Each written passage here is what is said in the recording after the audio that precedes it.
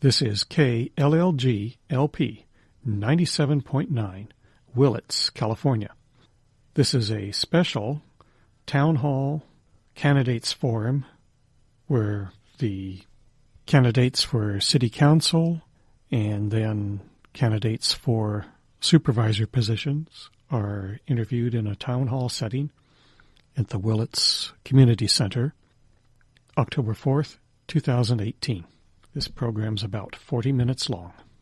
The evening's event has been broken into 3 program segments, which will air randomly during the noon and midnight hour. My pleasure this evening to introduce our 2 3rd District candidates, or 3rd District Supervisor candidates. We have John Haschak and John Pinches. So we're actually going to see how many times I can say John in one night tonight. So that will also be breaking a Guinness Book of World Records. Probably not, actually. I'm sure you could say it more times. If I said it in my auctioneering voice, I could probably say it a lot of times. All right, so the format of this portion will be a little different, so I'm going to explain it carefully. Once again, we'll have 2-minute opening statements. We'll just flip-flop, so whoever goes first for the opening statement will not go first for the closing statements. There, once again, will be 6 sponsor questions, and we'll entertain 5 audience questions. Here again, if you're interested in submitting an additional audience question, you can raise your hand and Janine will find you. The way that once a question is asked, this is the way we will proceed. A question will be asked and I will indicate who answers first. He will have 1 minute to respond to the question. Then the second candidate will have 1 minute to respond to the same question. Then the first candidate will be given the opportunity to then rebut their opponent's response, expanding on how their view is different, ask a question of their opponent, or continue their own response. And then that same opportunity will be extended to the second candidate. So it will go like this. First candidate has 1 minute, second candidate has 1 minute, first candidate has an additional minute, second candidate has an additional minute. Does that make sense? John's? Yes. Great. Sounds like teaching poetry. Yeah, and I won't be controlling the number of syllables you say in each minute. Once again, we'll begin with the sponsor questions, and we'll rotate back and forth who responds to a question first. In conclusion, each candidate will be given 2 minutes to offer closing statements. So, without further ado, let us begin with opening statements. John Pinches, would you like to begin with an opening statement? Sure. Thank you, Rachel. And first of all, I want to thank the organizations for sponsoring this. Actually, it takes a little more work to put on this, to bring everything in, the sound system from Hal and the cookies and coffee. I really appreciate the effort that people put into that. But most of all, I appreciate you folks for showing up. Whether you vote for me or my opponent, I appreciate your interest. I've always felt really special to the people that take the time to listen to the issues and make their opinion and go to the polls. It's what makes this country great, and this is just the main part of it. The 3rd District in Mendocino County is a very unique place. It's very diverse. I've represented the people of the 3rd District for 12 years. I was on the board. Most of you know me. Most of you know my positions and my votes over the years. I'm not going to that. I feel up to doing 4 more years because, frankly, for the last 4 years, I don't like the way the 3rd District has been represented. I don't want to pick on anybody, but I don't think the 3rd District has been getting their fair share.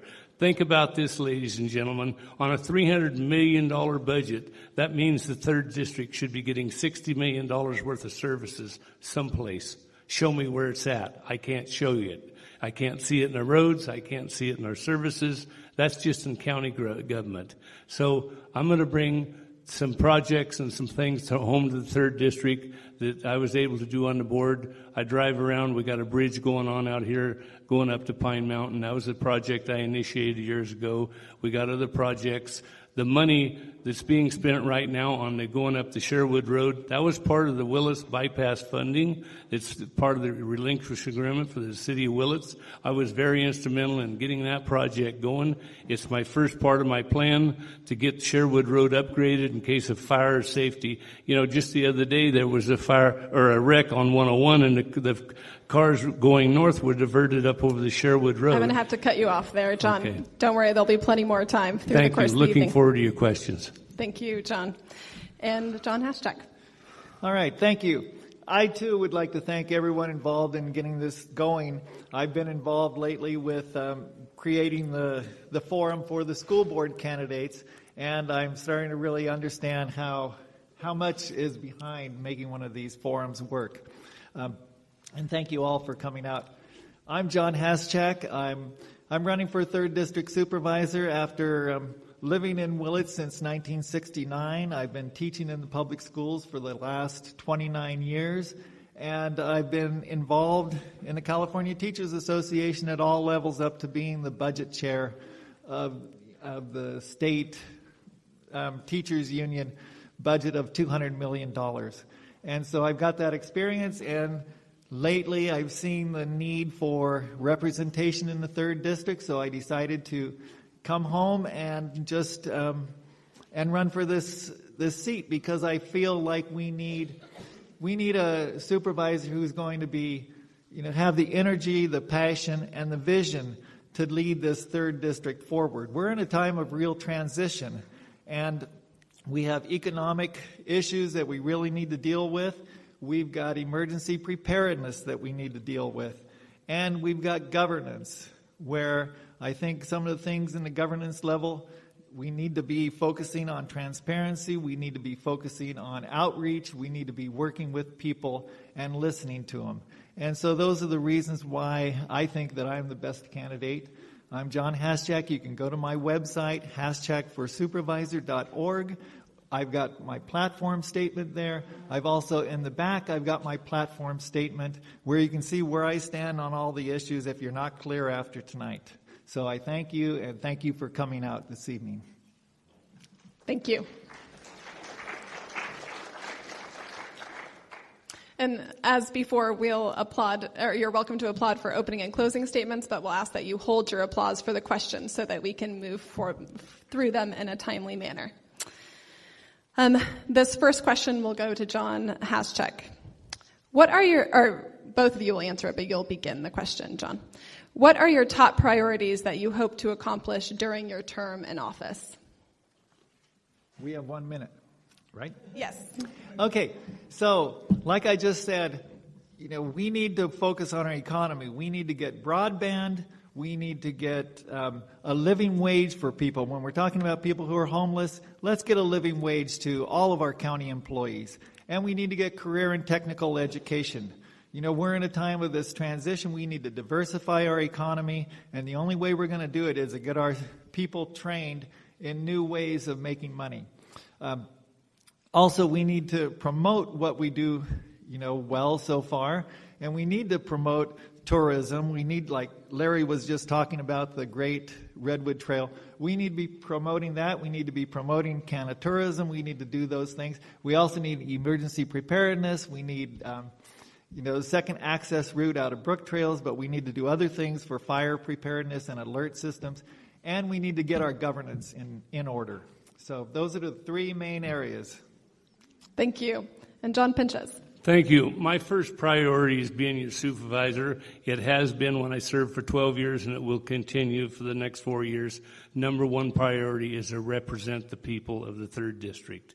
I don't feel they've been fairly represented, whether it's the new cannabis ordinance or projects on our roads or any of the issues that really affect the 3rd District. I think the county has become, in the last 4 years, more Ukiah, what I call Ukiah-centric. And I'm going to make sure that the 3rd District has a representative that they pay for and deserve. That's my first priority. I've always been a big stickler on infrastructure. I think without infrastructure, you don't have much. Bridge program, which the federal government pays 97% of, getting bridges built in our area. My priority always was, one of the priorities is get a better second access road out of brook trails. I brought that process forward. We have down to 2 routes, one to go into Highway 20 or going north out past the old scales. That will be a priority issue. It's a big one, though, because it's a large. You'll have an funding opportunity issue. to finish that in a moment here. So that's an advantage of the format, is that if you aren't able to finish your thought in 1 minute, you'll have another minute. So at this point, John Haschek, you have an opportunity to either respond to what John Pinchas has said or expand on your earlier answer. Well, I would say a couple things about what Mr. Pinchas said was we don't have a second access route out of Brook Trails. And to his, he had 12 years in that position. He didn't get it done. And I've been endorsed by all of the board members of the Brook Trails board because they know that I'm going to work hard on it. I've been diligent. I've been learning about it. And they're all supporting me. I've talked to Mr. Dow retired from IMCOG. I've talked to Hal Wagonette. He's supporting me because they know that I can work and get that job done, which wasn't done before. The other thing about outreaching to people and not being Ukiah-centric, I've spent the last year going around this 3rd district, being up in Covelo, Laytonville, and I haven't seen my opponent out there. And my philosophy is you reach out to the people. You go out to the different communities and make sure people feel represented. Thank you, John. Thank you. John Pinchas, you have another minute on this question or to respond to Hashtag. Well, first of all, if that's an implication that I've been ignoring the people of 3rd District, that's completely false. I've been in this community for 67 years. I'm not going to go anyplace soon. I've represented you. You don't know how many calls I've made to the county in the last 4 years when I'm not even on the board on road issues or different issues for constituents. So I'll be there for you. In the 12 years I served, I missed one board meeting in 12 years, and that was because I was in the hospital. But that was the only board meeting I missed. So I've been there to represent you, and I'll continue to be. On my worst day, I'll be your best representative. Thank you.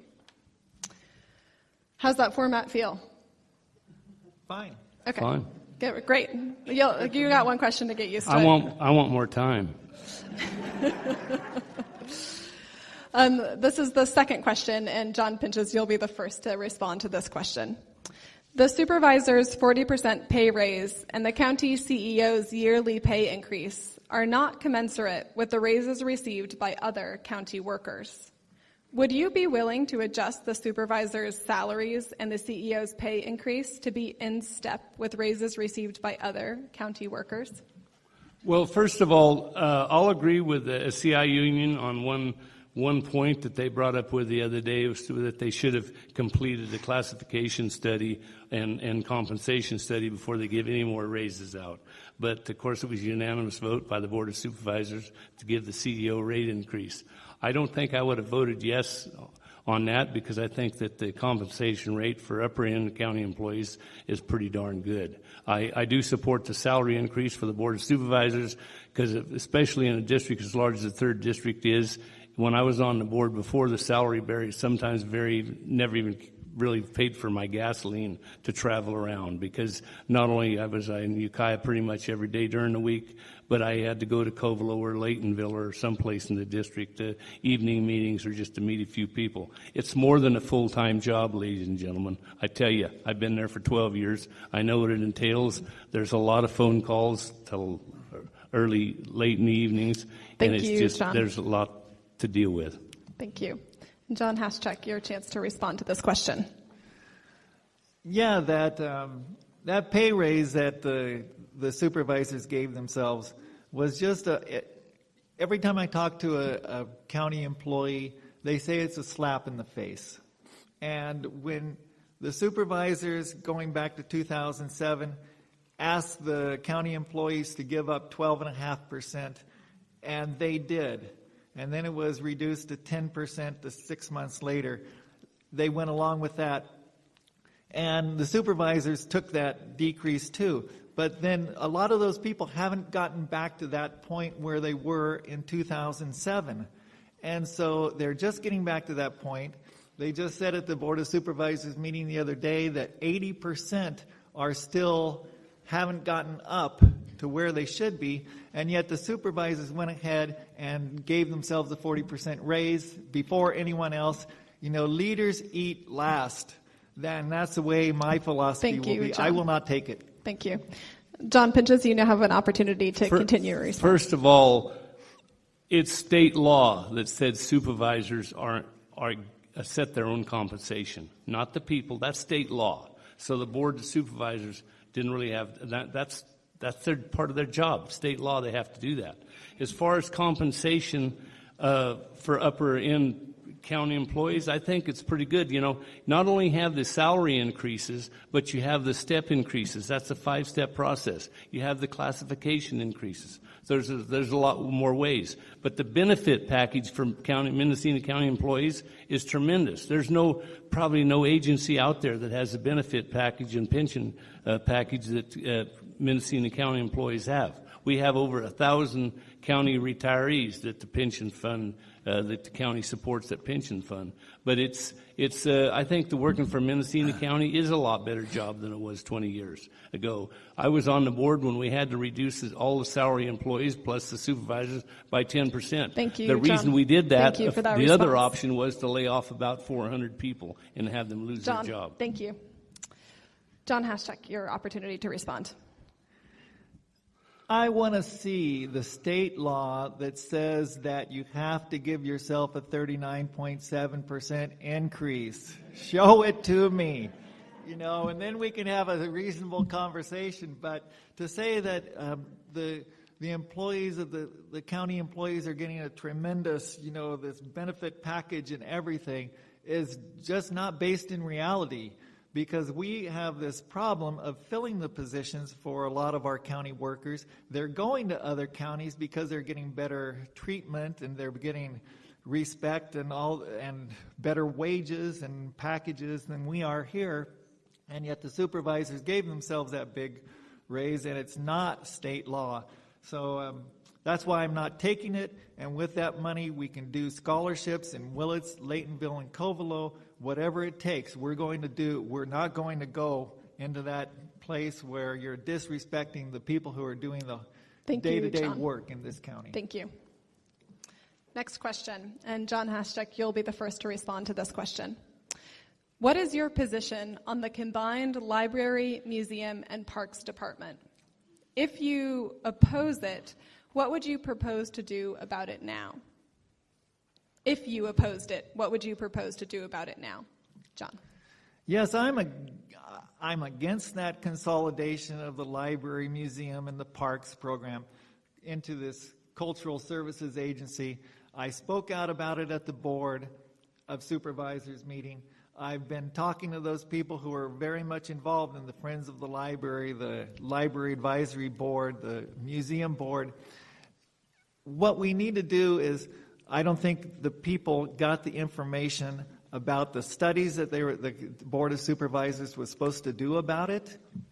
I think that we need to get that information, see how much money was actually being saved, because when you have all these people who are volunteering as community citizens to help improve the library and the museum, and they're saying, hold on, this is not a good idea, then we need to listen to those people, and we need to have a manager for each one of those. Stop the plan, let's listen to what the people are saying, and then go forward. Thank you, John. Thank you. And John Pinchas. I wouldn't have supported the creation of the cultural, putting those three agencies together for the simple reason I don't think there's not much money to be saved. The library funding is set in stone. That has to go into the library system. I was the one that put up my year's salary on the board. If the measure didn't pass for the tax to be in place, then they would have took a year's my salary to pay for the cost of putting on the ballot. So I was firmly committed behind the library. As far as the museum and the parks, the county's only got 2 or 3 little small parks, very small budget. Probably the biggest agency that's going to hurt from it is maybe the museum, because when they add it together, they're probably not going to come up with it'll be a single budget unit, and that won't come up with much funding. So I wouldn't have supported it, because I don't think it's, and they had the public meetings, and the public overwhelmingly said we don't want to do it. Then they kind of backroomed it by doing it through the budget process. But it was a 5-0 vote. And that's the time there, John. Thank you. I just and you'll have a moment to wrap up that thought. Still with this question. And I might add, before you respond, hashtag, that the second part, given that you both oppose, the second part of this question is, what would you propose to do about it now? And perhaps you could take us there. Go ahead, John. Okay, I was trying to get to that at the end of my last comments, but, we need to keep it the way it is, or the way it was, with a director for the libraries, a director for the museum, and the parks, whatever. The parks, are a very small entity, like Mr. Pinches said. So, but the library, with its special funding from Measure A, needs to be kept separately, because you can't commingle those funds. You cannot let people think that the money for Measure A is going somewhere else, because otherwise, the next time it comes up for a vote, people won't vote for it.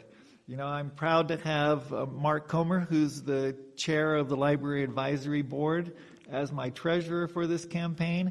And I believe the work that the board did and the people who showed up at the board meetings was the right way that we should be going.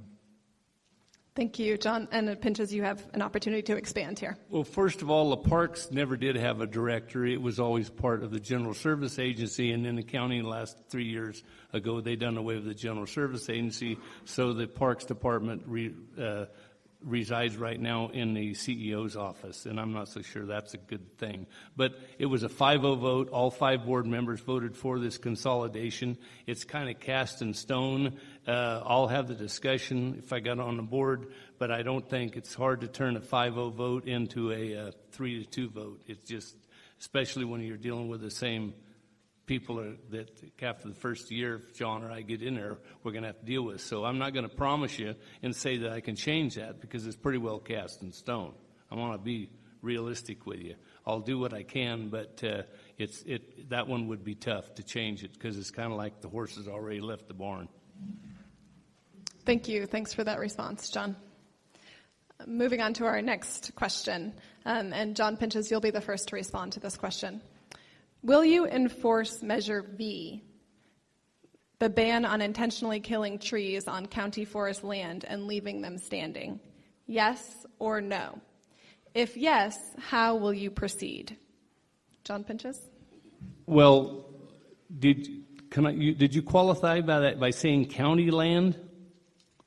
The question states on county forest land, yes. Well, first of all, there is no county forest. The county, it's all private property owned by different individuals and companies and whatnot. So it's not the way I interpret it is county land. There's no county forest land. It's all private property. Yeah, thank you for that clarification. And maybe to be fair, we could give you some more time here, John. But I think the intention of the question is forest land in the county, not owned by the county. Go ahead. Was that spraying or cutting trees? Well, it's a question about whether you support the endorsement or the enforcement of Measure V, and then it's qualified by saying the ban on intentionally killing trees. That was the spraying of pesticides on basically your tanno glands. That's what it was. That right now, it's no matter what I say or don't say, it don't really matter, because the reason there's no enforcement held up. The voters passed it, but it's held up in court. I mean, there's a constitutionality about private property rights, and that's why the county's not enforcing it. It probably should have never been put on the ballot, because you can't put things on the ballot that won't pass constitutional muster right from day one. That was a mistake of your county council by even allowing that to go on the ballot. It kind of it sounded good to the people, but it was not really legally constitutional, and that's why there's no enforcement, because they constitutionally cannot enforce it. Thank I you. know that's something a lot of people don't want to hear, but I'm just telling you the reality of the situation. Thank you, John. And John Haschak, your opportunity. Yes. Okay. And so you wanted a yes or no answer, right? Yes, that's correct. And yes, I would enforce Measure V. And I've talked to Ted Williams, who's a presumptive 5th District candidate who's going to win, most likely, over there. And he's in agreement that we should be enforcing it. I have to say I disagree with Mr. Pinch's, it's not a question of constitutionality. It's a question of whether it's a nuisance ordinance or if it infringes on the state's timber harvest practice plans. And so I've read what the county council sent off to the state attorney general to get an opinion on it, and it looked like the county was definitely saying, we think that it could be upheld as a nuisance ordinance. It's a life and death safety issue because we're creating all these That's your time there, but you can dead expand trees in out a in the moment. forest that could catch fire and threaten our survival. John Pinches, your opportunity to respond. Well, the reality of it is the reason they're spraying herbicides in the forest is to try to kill out what they call the weeds, and that's the tan oak that's interfering with your redwood and your Douglas fir. If you cut your redwood timber out of a forest, which larger timber companies are all doing, and do that over a couple cycles, say 40, 50 years, all you're going to do is turn your redwood forest into a tan oak forest that there's no market for, no jobs for. Louisiana Pacific, when they were in this county, they spent millions and millions of dollars trying to research to find a market to use to deal with their tan oak forest. Nobody's been successful. If any of you can do that and find a market for the redwood wood, whether it's lumber or whatever, then great. You can make $1 billion probably off of it. But that's a real problem. Keep in mind, ladies and gentlemen, if you keep leaving that tan oak there, after a couple cutting cycles, you take your real prime, really high-grade redwood forest land and turn it into useless tan oak weed property. And that's the reality. Thank you, John. Thank you. And hashtag your time to respond. Yes, I was just talking with Richard Wilson, who's the former director of all forestry in California. He lives up in Covelo. He's the person who stopped the Covelo Valley from being dammed.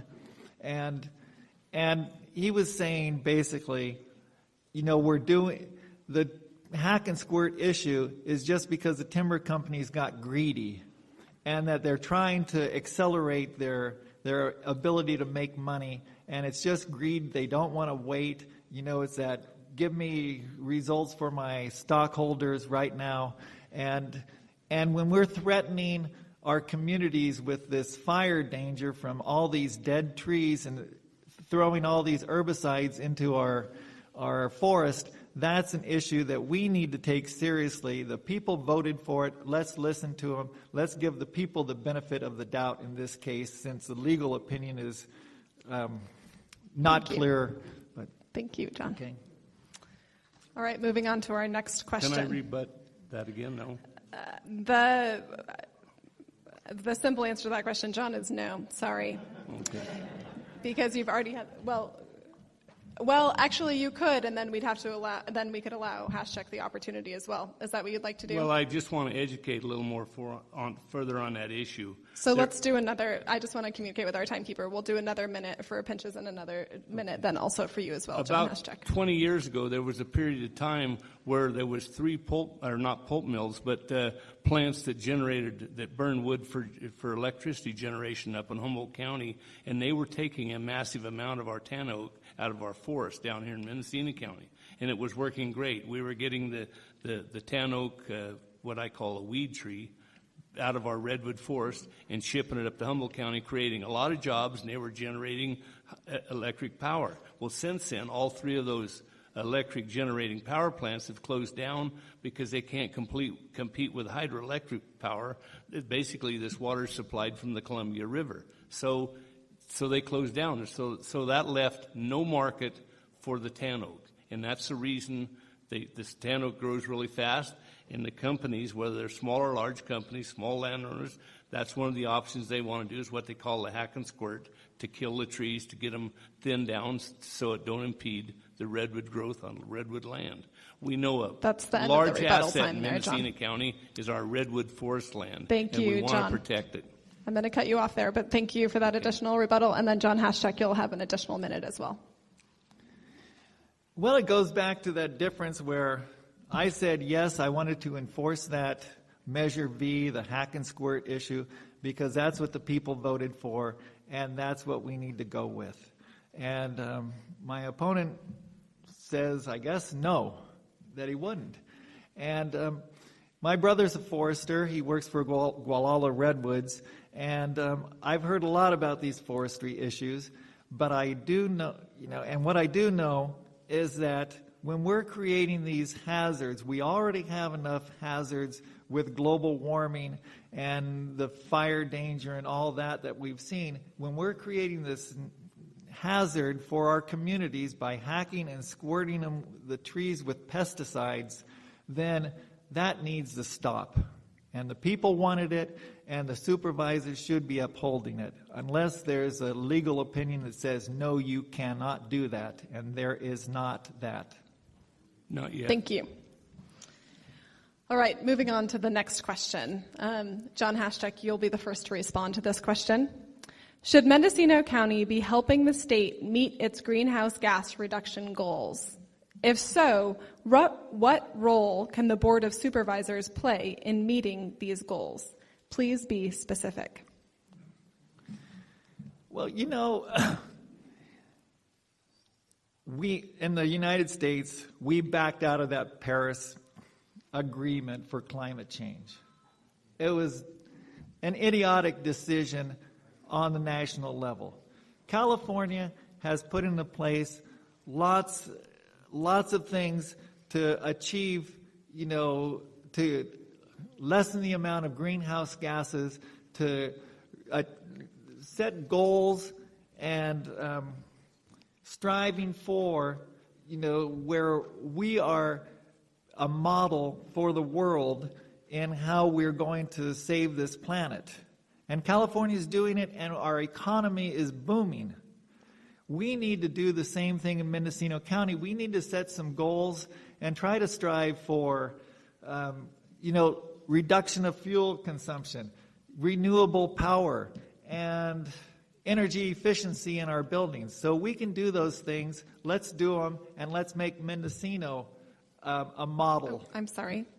That was my fault. Yeah. Thank you. Thank you, John. Good, thank you. And John Pinches, go ahead. First of all, we already have done a lot to help our air quality in Mendocino County. We got the new state rules emissions on our large trucks. I just come from a log hauler's house early this evening. He's got a beautiful truck sitting there. He can't run it. He had to buy a new one because it didn't meet the new air emission standards. That's happened to a lot of people, contractors in this county, where they've had to get rid of completely good equipment to meet the new state air quality regulations. And hopefully it's a good thing. Although keep in mind, our air quality here is the best in the nation. There's nobody has any better air quality. That's not me saying. Call your local air quality management district. One of the things that we did, the worst air quality in Mendocino County was pre the Willits bypass, the intersection right there going to Highway 20 in front of the Safeway store. That was worst air quality because of the trucks idling at the stop sign. You say, well, the trucks are still going out in the valley. They are, but they're not sitting at the stop signs idling. So that was the single most thing that we can do to help our air quality, was to get those trucks from idling in the center of Willits. Thank you. Thanks, John. And John Haschek, you have the opportunity to respond. Well, I think the county does have a role in reducing greenhouse gases, and I want to think about planning and how can we do that. Let's look at improving our public transit. We have communities, Laytonville and Covelo, that aren't being served with public transit, yet lots of people need to get into Ukiah or wherever. Let's look at walking and biking communities. I think that the city council is doing a great job in looking forward with that plan, and we can make walking, biking, and those kind of efforts, much more in Laytonville and Covelo. I commend that the Walk and Bike Mendocino group and what they're doing, and they're out there every morning at Blosser Lane walking laps with the kids and making kids feel like they're more buying into being active. And so let's promote those things that make wellness and a cleaner, healthier environment. Thank you. And Pinchas. Yeah, when I was on the board, and it's still in place, the Carl Moyer program, which replaces school buses. And when I was on the board, we got, I don't know, 1 or 2 new school buses for Willits and I think 1 for Laytonville. And they was taking the old, high emissions school buses and replacing them with the new standard buses. So there are things we're going to do, but when you're talking about the county of Mendocino, it's dump truck fleet as an example, and all its equipment, it has to meet the same standards as the public. And so it's a slow process, but all that equipment is slowly being replaced with the newer, better emission standards. So we are doing a lot to make our air quality better here, and it's costing all you taxpayers to do that, but we're doing it over time. And but there's been a tremendous transformation in the age of our trucks, large and small trucks here in Mendocino County in the last 5 years, just because of these new state air quality standards. And one could argue, well, we already have the best air quality in the world. Why we want to make it better? That's well, time, because John. that's what people want. So we're making it even better. Thank you. All right, this is our final question from the sponsors, and then we'll move on to questions from the audience. John Pinchas, you'll be the first to respond to this question. Do you think the county's emergency services are adequate? If not, what would you do to improve them? Well, first of all, I don't think ever any emergency service is going to be totally adequate. We have a county that's little over 2.5 million acres with just under 90,000 people in it. So that means people are scattered out everywhere. So to get emergency services, whether it's fire, EMTs, ambulance, law enforcement, to get somebody out there on time for every occurrence in an emergency is really tough. And then when you have the large fire events, that makes it really tougher. But because we're spread out area, we're not all in one city block, our population, and so it's really tough. But to answer your question, no, I don't think it's ever enough. But the taxpayers of this Mendocino County, the budget's about $278 million this year. Half of it comes from the federal and state government, about actually over half, $165 million, and it goes to other services. We have fire support, we have police. We spend a lot of money on sheriff and the jail, but there's mental health services. There's a lot of service to You'll provide. have time to come back to this question. John Haschek, go ahead. First of all, vote yes on Measure J for emergency services. That's for Willits. Senator Mike McGuire just got SB 833 passed, which sets a minimum standard for alert systems for every county. And it's a baseline alert system leveling, because not all counties are up to that level. I totally support that approach, where we need to get our alert systems, first of all, at that baseline level, and then see where we can go with that, because it's critical, and people in Brook Trails, people all over this county know that we need an alert system that is state-of-the-art, that will get people the notification as soon as possible. So I'm proud to be endorsed by Senator McGuire, and I look forward to working with him and implementing this and getting the state to help us get state-of-the-art alert systems in Mendocino County. John. Thank you. And John Pinchas, an opportunity to respond here. Well, to come up with a bill like that sounds good, but without the funding source to follow it up, that means it gets passed down to the local counties. So what services are you going to take away to provide those services for emergency service? Are we going to take it out of mental health? We're going to take it out of our roads? It's all a priority situation, and that's why in my 12 years of service, I think I've done a pretty good job to funding the services that are important to the people. Fire services, all emergency service, they're extremely important, but we're doing services on a daily basis that's get the benefit from. For instance, mental health services. We spend over $30 million a year providing mental health services for people out there in the county, all the way from Covelo to Leggett to Point Arena. Those services are being provided every day. So if you want to come up with a block of money to provide another area of services, the question is, without increased revenues, you're going to have to take the money from some other priority you have. So it gets, Thank you, John. It's not an easy situation. There's some tough decisions to be made. Thank you. Go ahead. It is an easy situation. And I've got the solution right now. We take that raise that the supervisors gave themselves and put it towards an alert system that's going to make us safer. That is a solution. It's easy. Let's do it and go forward. We cannot say we cannot do an alert, system. We have to do that. We have thousands of people up in the woods and Brook Trails, Pine Mountain. We cannot say we can't do it. Let's take that salary raise and do it. Thank you, John.